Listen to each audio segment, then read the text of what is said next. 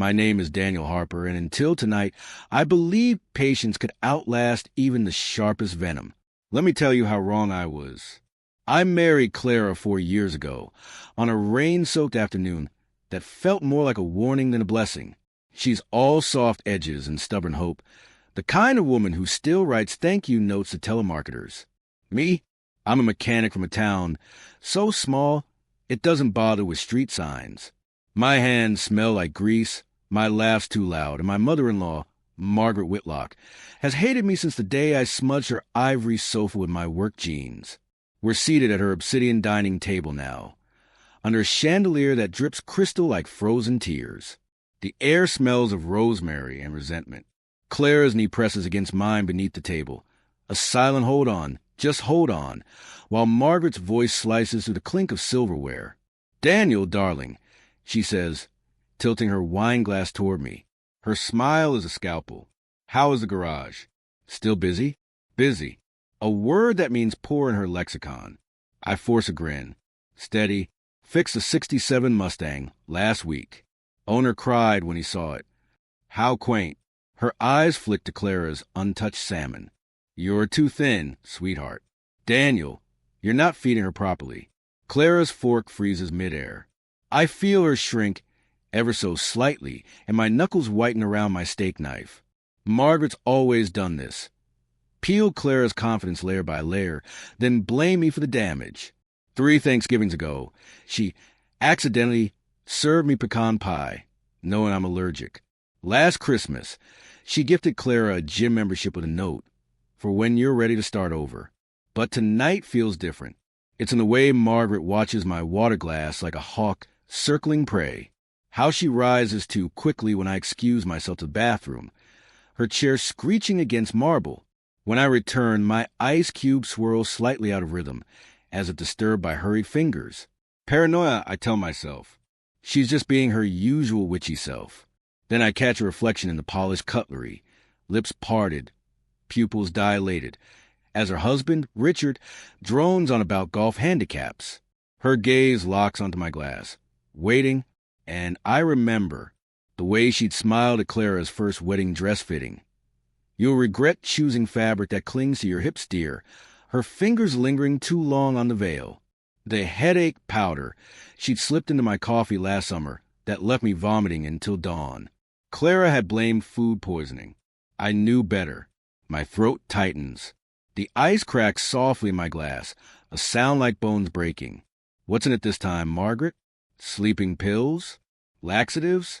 Or something worse? Richard's laugh boomed suddenly, pulling me back. He's a bull of a man, ruddy-faced and jovial, forever lost in the fog of his wife's cruelty. Now he raises his own water glass, identical to mine, down to the sweating condensation, and toasts to family unity. Margaret's glass remains half full, her ruby lipstick smudged on the rim. A plan crystallizes, cold and sharp, in my gut. "Clara," I murmur, brushing her wrist, "could you grab my phone from the charger? I'm expecting a call about the Henderson job." She hesitates, sensing the storm beneath my calm. But she goes. Margaret leans forward, her pearl necklace grazing the tablecloth. "Problems at work, Daniel?" "Nothing I can't handle." I stand abruptly, bumping the table. My water sloshes, pooling around the base of the glass. "Oh, damn, let me get a napkin." As Margaret recoils from the spill, I reach across the table. "Here, let me help," and swap my glass with Richard's. 2 seconds. A lifetime. Her head snaps toward me, nostrils flaring. But I'm already seated, dabbing clumsily at the mess. Richard, oblivious, raises my glass with a grin. "To Daniel," he booms. "Best damn son-in-law a man could ask for." The lie hangs thick as smoke. Clara returns, confusion knitting her brow as Margaret's face drains to chalk white. Richard takes a long, loud gulp. Across the table, Margaret's manicured nails dig into her linen napkin. A single drop of water trembles on the table's edge, catching the light like a poisoned bead. Somewhere, a clock ticks. Then Richard coughs, a wet, rattling sound, and presses a hand to his chest. "Rich!" Margaret's voice cracks. He blinks, slow and heavy, as a red flush creeps up his neck. His glass slips, shattering on the floor. Clara screams, but I'm watching Margaret, watching her mouth form a silent no, watching her eyes dart between Richard's twitching fingers and my untouched plate, watching her realize too late that her weapon has found a new target. Richard's cough hangs in the air like a detonated bomb. For a heartbeat, the room freezes. Clara's scream still vibrating, Margaret's breath trapped in her throat, my own pulse thrashing in my ears. Then life lurches forward. Dad! Clara scrambles to his side, her chair screeching.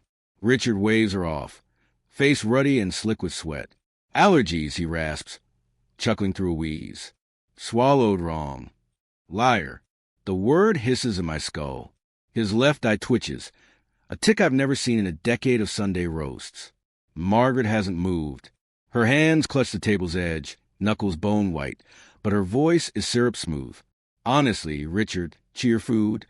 She flicks her napkin at him, but her eyes dart to my glass, now is still half full beside his plate. Clara hovers, hands fluttering. Should we call Dr. Ellis? Don't be dramatic. Margaret snaps. Too sharp, too fast. I force myself to bite into my steak. Blood blooms on my tongue, metallic and warm. What did you put in there, you vicious witch? Rat poison? Cyanide? My mind unspools memories like noose rope. 6 months ago, our anniversary dinner. Margaret surprising us at the restaurant, sliding into our booth with a bottle of expensive Merlot. Clara's face falling as her mother critiqued her choice of salmon. So many calories. Darling. Me. Drinking glass after glass to numb the jabs. Waking up the next morning face down on the bathroom tiles. Throat raw. Head splitting. Clara blamed the wine. But I'd seen Margaret smirk as she poured my third round. Daniel. Clara's voice yanks me back. Your phone. She nods at my buzzing pocket. The Henderson job. Right. The lie I used to send her away earlier. I fumble for the device, thumbs slipping on sweat. When I glance up, Margaret is staring at me. Really staring, for the first time all night. Her gaze is a scalpel, peeling back skin and sinew to probe the guilt beneath. I hold it. Let her see the cold defiance in my eyes. You did this. Not me. Richard belches suddenly, loud and wet. Pardon. He grins, but his pupils are dilated, black swallowing hazel. Marge, what did you put in this water? Vodka. Laughter. Forced. Clara's giggle cracks like old porcelain. Margaret's smile doesn't touch her eyes. You're the one who insisted on hydration, dear. The grandfather clock ticks. 7:30. The roast congeals on my plate. Another memory surfaces. Clara's birthday, 2 years back. Margaret arriving uninvited, cradling a special carrot cake. Me, taking the first bite, always a guinea pig. While she watched, lips pursed. The rush to the ER, my throat swelling shut. Anaphylaxis, the doctor said. Any new foods? Margaret feigned concern, clutching her pearls. Goodness, Daniel, don't you check ingredients? But I'd seen the receipt in her purse later. Shredded coconut, bought that morning. She knew. Richard slurps more water.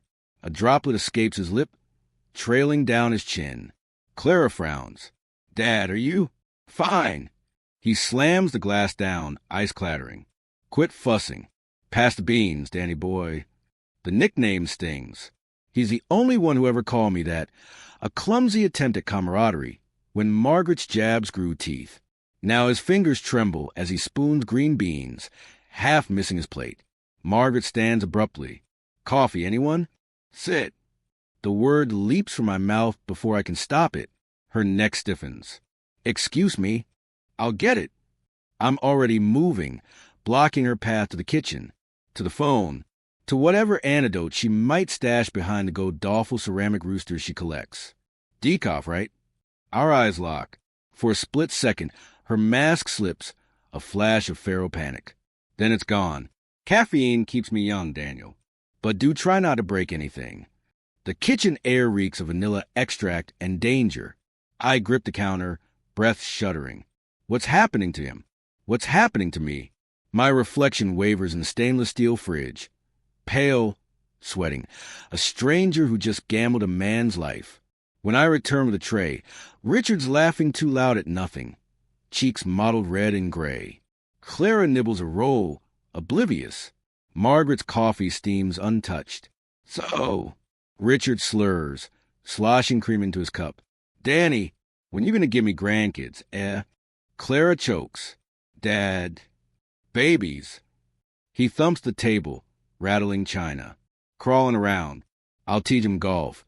You'll teach him whatever grease monkeys do.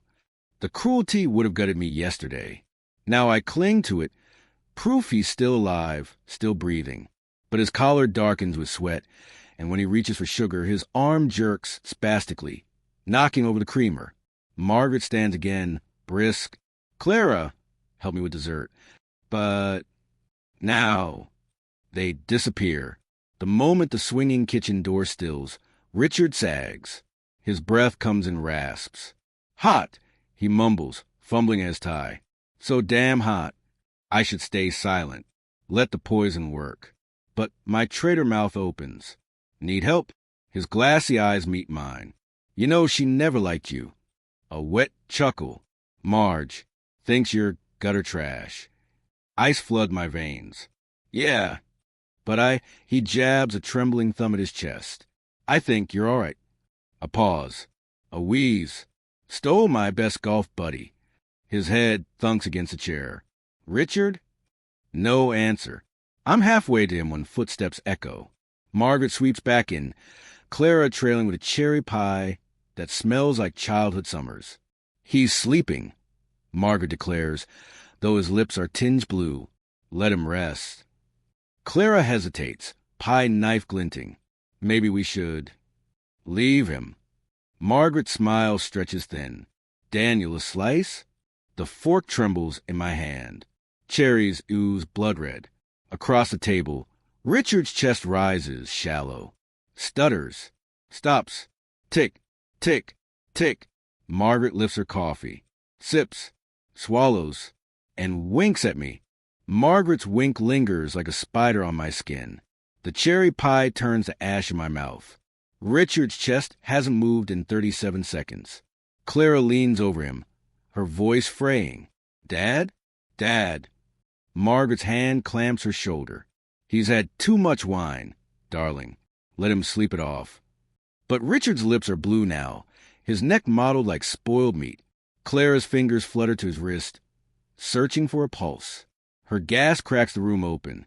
Call an ambulance, she shrieks, whirling toward me. Margaret moves first. No, the word is a gunshot. She straightens, ice in her veins. Clara, think. The scandal. The papers. Your father wouldn't want. He's dying. Clara scrambles for her phone. Margaret snatches it, her composure slipping. Give it back. Clara's voice shakes with a rage I've never heard. I should move. Speak. Breathe. But I'm trapped in the aftershock of Margaret's wink. She knows, she knows, she knows, until adrenaline jolts me upright. I'll call. My fingers stab 911. Margaret's eyes bore into me, promising violence. Paramedics swarm the house 11 minutes later. They load Richard onto a gurney, barking terms like cardiac event and tox screen. Clara climbs into the ambulance, tears streaking her mascara. Come with me, she begs. But Margaret's nails dig into my arm. Daniel will stay. We have dishes to manage. The door slams. Sirens wail into the night. Alone, she releases me, smooths her apron. Well, this is unfortunate. I follow her to the kitchen, my legs hollow. The room reeks of vanilla and bleach. She hums as she scrapes pie crust into the trash, her reflection warped in the hanging copper pans. Check the trash, a voice hisses. Look for evidence. I'll handle the china. I say, too loud. So kind. Her smile is a scalpel. The good glasses go in the left cabinet. I open the trash bag slowly, pretending to tie it. Pie scraps. Coffee grounds. And there, tucked beneath a bloodied napkin, a crumpled blister pack. Digoxin. 0.25 milligrams, heart medication. But Richard's pills are orange. These are white. My blood freezes. Overdose symptoms, nausea, arrhythmia, death. Find something? Margaret stands in the doorway, holding a butcher knife. Not threatening, just holding. Trash is leaking. I lie, nodding the bag. She tilts her head. You always were a terrible liar, Daniel. Clara's the only one who doesn't see it. The knife taps the counter. Tap, tap, tap. You switched the glasses, she murmurs. Denial dies on my tongue. Her gaze pins me, exhilarated. Clever boy, but you missed a second dose. She opens a fridge, removes a Tupperware of leftovers no one will eat. Beneath it sits another glass. My glass, the one Richard drank from, still smudged with his fingerprints. Convenient, isn't it? She licks cherry syrup off her thumb. A grieving widow inherits everything, and a reckless son-in-law, with his history of accidents, makes a perfect scapegoat. The room tilts. History, the ER visits, the allergic reactions, all building a trail of breadcrumbs to this moment. She steps closer, whispers, "Run." My legs move first. I'm in the driveway, keys jamming the ignition when my phone buzzes. Unknown number. Check the garage. Richard's garage. His man cave with the broken neon Budweiser sign. Inside, golf clubs lean against a locked cabinet. I smash the glass with a 9-iron. File spill out. Life insurance policies. Medical records. Divorce papers dated 6 months ago. Margaret versus Richard Whitlock. And photos. Dozens of them. Clara laughing with a man at a cafe. Clara crying outside a clinic. Clara pregnant. The dates stampede through me. 2 years ago. The week of her appendicitis. The month she stopped smiling. Tires screech outside. Margaret's Mercedes. I sprint to my truck as her headlights flood the garage. Her final text lights up my screen. Now you see why she needed to forget. The hospital hallway hums with fluorescent malice. Clara sleeps in a plastic chair, her head against a vending machine, while Margaret's perfume clings to the air like a threat. Richard survived, barely, but his heart now beats to the rhythm of machines. The doctor said suspected poisoning. The police asked questions. I gave no answers. Not yet. Margaret finds me at dawn in the parking lot, her silhouette sharp against the rising sun. You should have run, she says, lighting a cigarette. Her hand doesn't shake. I hold up the photos from Richard's garage. Clara pregnant, Clara weeping, Clara with a man whose face I don't recognize. Tell me, I say, or I show her everything. She exhales smoke. You wouldn't. Try me. For the first time, her mask cracks. Not guilt, annoyance. She was 19, a college boy, pathetic little abortion. She flicks ash. Richard paid to erase it. I paid to make her forget. The world tilts. The clinic records. The appendicitis. The hollows in Clara's laughter. You drugged her. A mother's duty. Her smile curdles. She was sullied. Weak. Like you. I step closer. And Richard? A gambler. A philanderer. A liability. She studies her nails. His life insurance pays triple for accidental death. And you, Daniel, the garage owner with debt, the husband who coveted his wife's inheritance, would have made a perfect murderer. The truth is colder than I imagined. Calculated. Clean. I almost admire it. Almost. We meet one last time in her marble foyer. Clara paces upstairs, unaware. Margaret pours sherry, her movements precise as a surgeon's. You leave tonight, she says. Disappear, or I'll show Clara the security footage of you switching those glasses.